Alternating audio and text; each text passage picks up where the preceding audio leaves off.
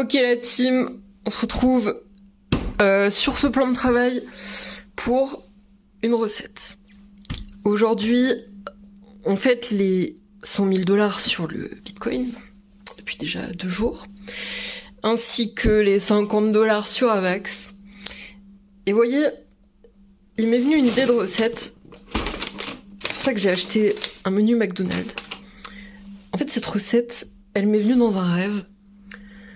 C'était il y a plusieurs semaines déjà.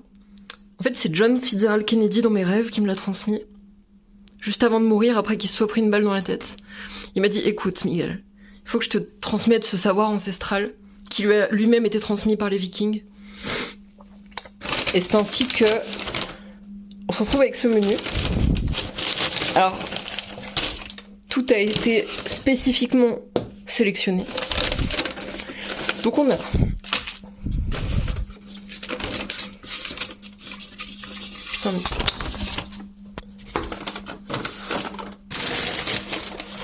le nouveau burger de McDonald's, le Mac Extreme. Double, attention, double viande, ça c'est une dinguerie. On a aussi des frites, en menu maxi best-of, bien évidemment, parce qu'on est là pour se faire plaisir. On a ici un Coca-Cola et un McFlurry au chocolat. Je l'ai entamé, j'avoue.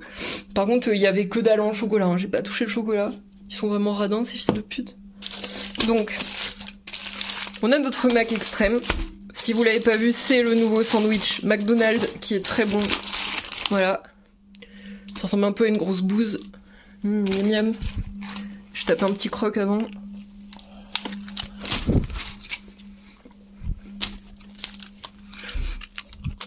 Ok. Donc, on va se retrouver dans 5 minutes, je vais vous expliquer ce qu'on va en faire de tout ça. Donc là, on va commencer par séparer les ingrédients.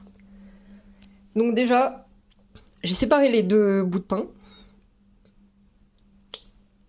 Et on va prendre celui du dessous et on va enlever le fromage ou la sauce ou je sais pas quoi. On va y foutre avec le reste dans le tas de merde. Et en fait, ce bout de pain en particulier, on va le mettre à part. Il va nous servir bien plus tard en fait. C'est vraiment un ingrédient secret, vous voyez. Donc là, on le nettoie bien. Hop. Il est à part. Ensuite, ce que je vais faire, c'est que je vais enlever le fromage. Alors je vais le faire avec 2 mains, je reviens juste après. Ah, quoique. Hop. Lui, on va le mettre à part aussi.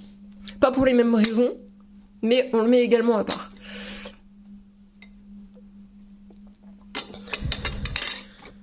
Ah oui, t'es mal la gueule du truc. Donc en fait, le bacon, on va le garder. Le fromage, l'oignon, on va le garder avec la viande. Voilà. J'essaie d'y séparer comme je peux. Mais le fromage, on le met à part. Donc là, on a notre cadavre de fromage, c'est horrible. Et ensuite, le bout de pain du dessus, celui avec le sésame, on le garde, on le met avec. Voilà, donc on va passer à l'étape suivante. Bon, comme vous attendiez probablement, on va mixer tout ça. On va hacher la viande hachée. Oui. Donc je rajoute le ketchup. Très important le ketchup, vous allez voir. Très très important. Sinon ça va être très très sec déjà, enfin bref. Et je trouve que là, c'est un peu une drôle de gueule. Du coup je me suis dit, je vais prendre un des 2 fromages, j'en garde que un des 2. Et je vais le mettre avec. Parce qu'en fait, je m'attendais à ce qu'il y ait plus de bacon. Mais il y avait une micro-tranche en fait de merde de bacon. Donc je vais mettre ça et on se retrouve ça tout de suite.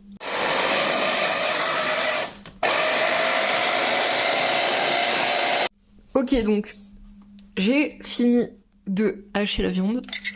Enfin la viande et le reste. Ce qui me donne une sorte de viande hachée. C'est pas trop mal. Du coup, je vais faire la même chose avec les frites. Mais vu que les frites, c'est quand même mou certes, mais c'est un peu dur. Et ben, je vais les passer au micro-ondes avant pour les ramollir. Et ensuite, pareil, je vais les mouiller.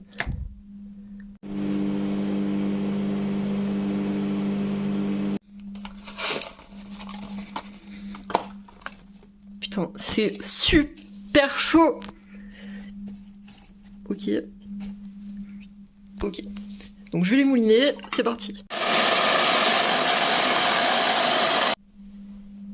Donc le résultat, c'est une purée qui est vraiment pas mal. Ça fait de la patate. Donc, ce que je vais faire, je vais mettre tout ça dans un plat, donc on se retrouve tout de suite. Donc, je l'ai mis dedans. Je l'ai un peu tassé aussi, j'avoue. Et je vais rajouter la patate. Donc vous l'avez deviné, on va faire un hachis parmentier. Donc voilà. Et ensuite, hop, j'ai coupé parce que je l'avais mis au frigo, mais on va rajouter le fromage dessus pour gratiner. Donc voilà.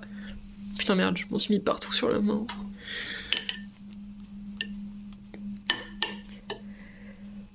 Et voilà, on a notre super hachis parmentier McDonald's qui, franchement, va être un pur régal. Donc on va se retrouver tout de suite, juste après la cuisson, parce que je vais le mettre au four. Pour la phase 2 de notre expérience culinaire, j'ai pris un bol et j'ai pris le Coca-Cola. Donc on va mettre le Coca-Cola dans un bol, pas beaucoup, j'en ai peut-être mis un peu trop, je m'en fous. Et ensuite on va prendre le pain et on va le couper en petits bouts. Et on va venir en fait le mettre dans le coca afin de le faire imbiber de Coca-Cola. Donc on va pas le laisser très longtemps, quelques secondes seulement, histoire qu'il soit bien imbibé. Voilà. Donc je vais faire pareil avec les autres tranches et on se reprend juste après. Ah, ça marine bien, hein. Putain, je vais péter un câble. Ça marine même un peu trop. Je vais vider un peu de coca dans mon évier tout crade. Merde. Bon, ok. Pourcentage de perte. Attends. Voilà, comme ça je garde le fond. C'est bon, bon. On a perdu la moitié. C'est pas grave. Lui, il est pas bien imbibé. Voilà, du coup, on a notre coca imbibé. Ensuite, étape numéro 2. Pour étape numéro 2, on prend le super... c'est pas un McFlurry, c'est un Sundae. On prend le Sundae. Et voilà. Et bim. Et là... Putain.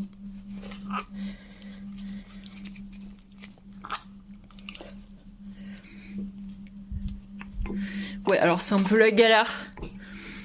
Et là, en fait, on a un magnifique tiramisu. Et oui, on a un tiramisu McDonald's avec du biscuit imbibé de chocolat, du pain imbibé de chocolat et du sundae avec... Putain. C'est abominable. Ce que je vais faire, c'est que je vais le foutre un moment au congèle, comme ça il sera un peu plus solide, parce que je vous avoue que le sundae, il a fondu un peu, malgré le fait que je l'avais mis au frigo. Du coup, ça fait pas trop tiramisu, tu vois. Donc, on se reprend tout à la fin, quand le plat principal sera cuit, et que le sundae sera un peu plus solide. Ok, alors... Je viens de le sortir du four après environ une demi-heure de cuisson à 220 degrés.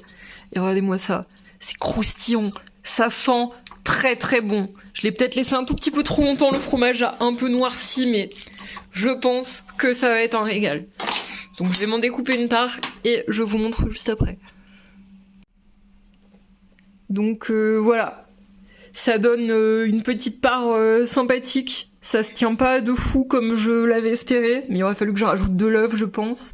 Mais je n'ai utilisé aucun ingrédient extérieur du coup, donc voilà. Et franchement, niveau goût, c'est pas trop mal. Ça a pas l'air comme ça, mais le mélange passe plutôt bien. Donc voilà. J'attends encore un moment avant de sortir le... entre guillemets tiramisu du congèle, parce qu'il s'est pas encore bien solidifié, mais je vous montrerai plus tard. Ok, donc je l'ai sorti du congèle, donc on a une texture un peu plus dure, un peu moins... un peu plus crémeuse, on va dire, comme du mascarpone. Du coup, ce que je fais, c'est que j'ai sorti du cacao, 100%, hein, pas de la merde full sucre de con. Donc là, je vais saupoudrer ça. Je vais peut-être pas y faire une main.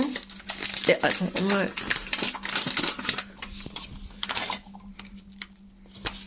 Ouais, je suis stupide en fait.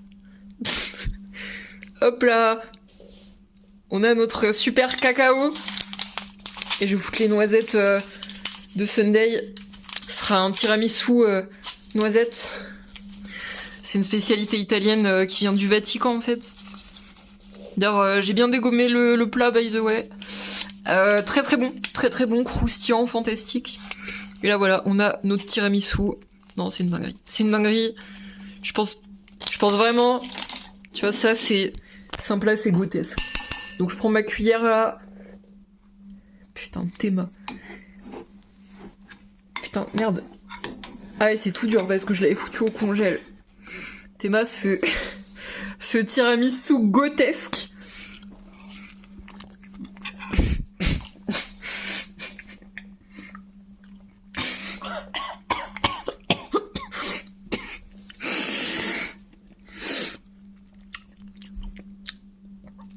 Ok, alors c'est très froid.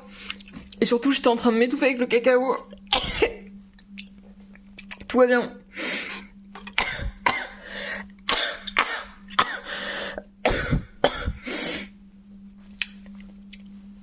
J'ai mis un peu trop de cacao. Vraiment, il y a une couche. Mais ça va, le goût est au rendez-vous. Donc franchement, c'est un repas grotesque. Donc voilà, on se retrouve bientôt pour des nouveaux tutos culinaires là. Putain. Allez, à plus dans le bus, à plus tard dans le car, et bon tiramisu.